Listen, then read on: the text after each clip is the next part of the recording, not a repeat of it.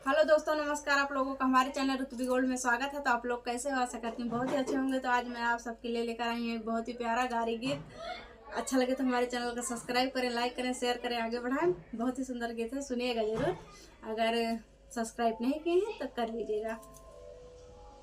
सुना सुना दुल्हे राजा गारी हो, तोहर बहिनी भागी गई। सुना सुना दुल्हे राजा गारी हो, तोहर बहिनी भागी गई। भगतई भगत गली कुमी बजरिया, भगतई भगत गली कुमी बजरिया। वही तो लहले बाड़ी रउड़ी चिरौरी करावती। वही तो लहले बाड़ी रउड़ी चिरौरी करावती। वही तो खाइया मोसा समोसा भरोसा धरावती। वही तो खाइया तासा बतासा तमाशा करावती। सुना सुना दुल्हे राजा गारी हो, तोहर बहिनी भागी गई। सुना सुना दुल्हे राजा गारी हो, तोहर बहिनी भागी गई। भगतई भगत गली उदयपुर बजरिया, भगतई भगत गली उदयपुर बजरिया।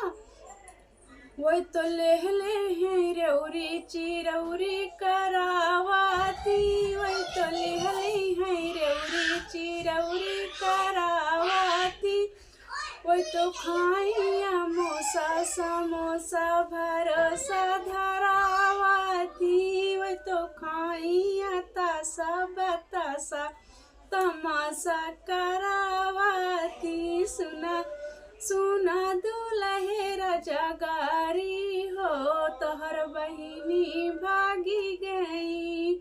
भगतई भगत गली भैया से जरिया, भगतई भगत गली भैया से जरिया। लेहली है रउरी चिरौरी करावती। वह तो लेहली है रउरी चिरौरी करावती। वही तो खाइया तासा बतासा तमाशा करावती।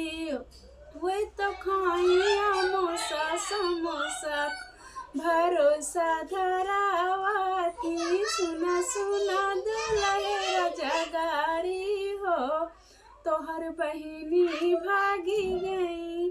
तो कैसा लगा आप लोगों को कमेंट बॉक्स में ज़रूर बताना। अच्छा लगे तो हमारे चैनल को सब्सक्राइब करें, लाइक करें। बाय।